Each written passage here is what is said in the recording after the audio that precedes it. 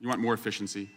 I do. I want more efficiency. And you said, I may have a desire to sleep with many women, but I do not. I agree with me. Yes, that's true. Congratulations on your, I'm sure it's very hard to restrain. Chairman, you can yell, you cannot yell fire in a crowded theater, but Mr. Shapiro, thank you for joining us today. I think it is important that you're here as one of the leading conservative voices in the country. And the country has, in the last couple weeks, talked a lot about and Googled Project 2025. It's one of the most Googled search terms right now.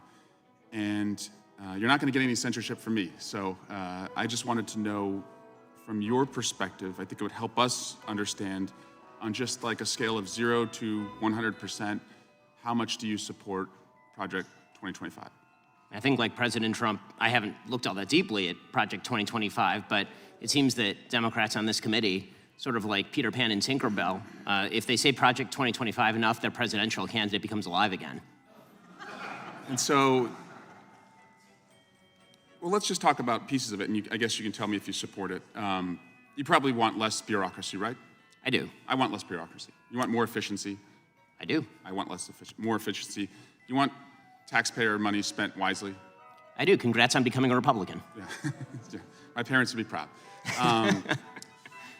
Mass deportations, it calls for that. Do you support that part? I support the deportation of any illegal immigrant who is in the United States who is not of benefit to the generalized American public. So if they're picking agriculture that puts food on the tables of everyday Americans, they've never committed a crime inside the United States, they didn't come across with documents, should they be deported? If they have not paid taxes and if their draw on the taxpayer benefits are larger than the contribution they are making to the economy, or if they're involved in criminal activity, they should be deported. How do we measure that? The same way that the IRS measures my income every year. It seems like if the IRS can track down every aspect of every receipt that I've ever submitted, and they can do so for hundreds of millions of other Americans, they can do that for illegal immigrants as well, except for the fact that no one knows how many are in the country thanks to this administration. So you would be cool with creating a system where they could pay those taxes if they wanted to, and then stay and work and put food on our table? It depends on how long it would take for them to pay the taxes, and they would also have to go presumably to the back of the line, although I'm not sure why I'm testifying about immigration policy at this point. How about banning the abortion pill? That's part of Project 2025. Do you support that part? I think that that's a state-by-state issue on a personal level. I'm just asking you. Sure, I'm a fully pro-life person, which means that I'm not in favor of the distribution of the abortion pill. Banning same-sex marriage, what about that part?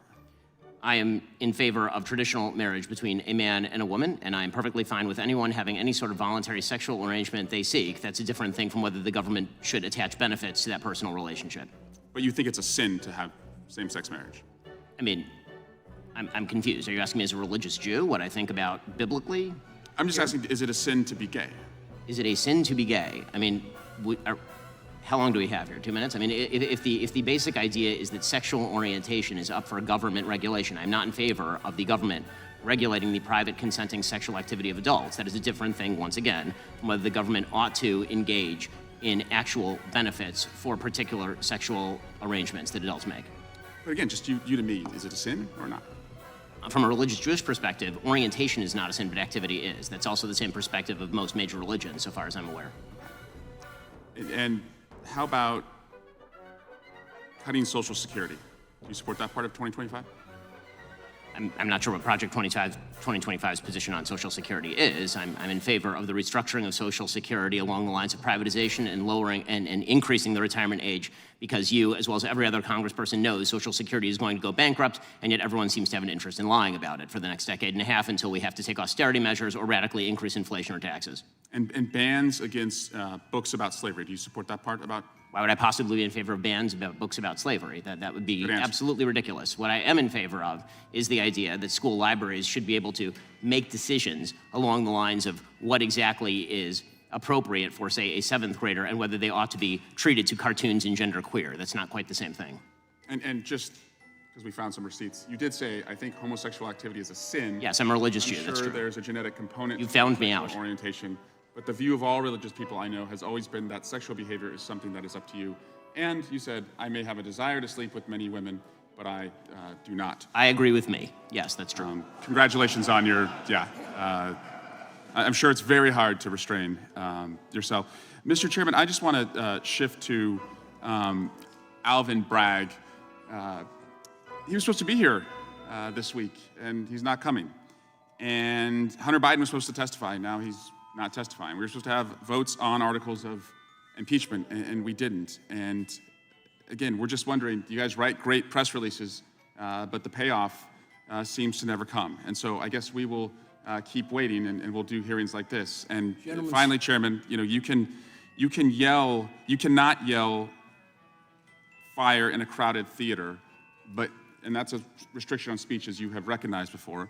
But you can yell theater in a crowded fire, and you all can continue to do that all you want, and we'll just waste the American people's time. Gentleman's time has expired, and I remind him of the first rule of holes. When you're in one, stop digging.